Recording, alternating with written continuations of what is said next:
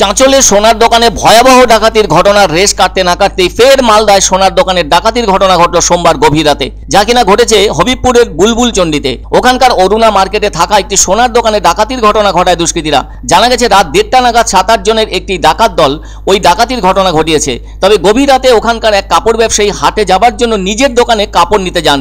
দ্রুত পুলিশে খবর যেতে পারে এই ভেবে ওই কাপড় ব্যবসায়ীকে জবরদস্তি আটকে রেখে সোনার দোকানে যথেচ্ছভাবে ডাকাতি করে গয়নাগুলি নিয়ে পালিয়ে যায় 7-8 জনের ডাকাত দলটি, যা নিয়ে দারুণভাবে আতঙ্ক ছড়ায় ওই এলাকা জুড়ে। তারা সোনার দোকানের শাটারের তালা ভেঙে ফেলে ভেতরে প্রবেশ করে লুটপাট চালায়।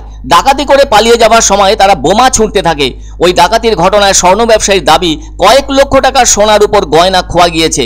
এদিকে ডাকাতির ঘটনার খবর পেয়ে ওই সোনার দোকানে আসে হবিবপুর থানার পুলিশ। তারাই তদন্তে নেমে দুষ্কৃতীদের সন্ধান চালাচ্ছে। সকলেই বলাবলি করছেন গত 1.5 মাসের মধ্যে চাঁচল, কালিয়াচক ও এই হবিবপুরে ডাকাতির ঘটনা ঘটল। এখন জনমানুষে প্রশ্ন উঠেছে, ওই 3টি ডাকাতির ঘটনার পেছনে কি একই ডাকাত দল কাজ করছে? যদিও পুলিশ তার সন্ধান করছে। উল্লেখ করতে হয়, গত 25শে ডিসেম্বর বড়দিনের উৎসব চলাকালীন চাঁচলের একটি সোনার দোকানে ডাকাতির ঘটনা ঘটে। ওই সোনার দোকানে ক্রেতা সেজে 3 জন দুষ্কৃতী প্রবেশ করে কাজ সেরে গুলি ছুঁড়তে ছুঁড়তে পালিয়ে যায়।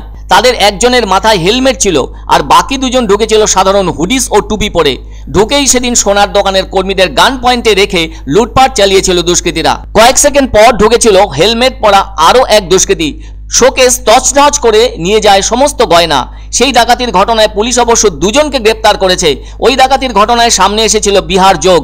আবার নতুন বছরের জানুয়ারিতে কালিয়াচকে একটি বেসরকারি আবাসিক স্কুলের কর্ণধার মোহাম্মদ উজির হোসেনের বাড়িতে ডাকাতি করে দুষ্কৃতীরা।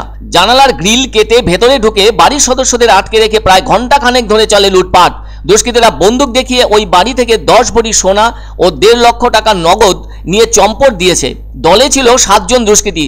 তাদের মুখ কাপড় দিয়ে বাঁধা ছিল আর তারা নিজেদের মধ্যে কথাবার্তা বলছিল হিন্দি ভাষায়। এদিকে গত রাতে ঘটল ডাকাতির ঘটনা। হবিবপুরের বুলবুল চণ্ডীতে অবস্থিত অরুণা মার্কেটের একটি সোনার দোকানের শাটার ভেঙে যাবতীয় সোনার উপর গয়না নিয়ে চম্পট দিয়েছে দুষ্কৃতীরা।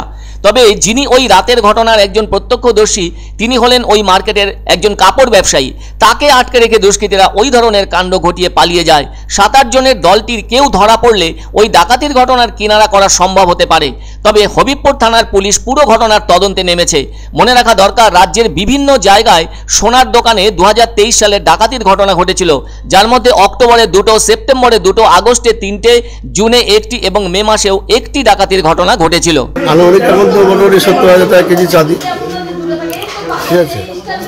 আর হচ্ছে সোনা তো 71,000 টাকা ভরি। কতগুলি হবে আনুমানিক? এখন মানে খাতা মেনটেন্সটা দেখতে হবে আমার কতটা অর্ডার ছিল। 7-8 জন হবে।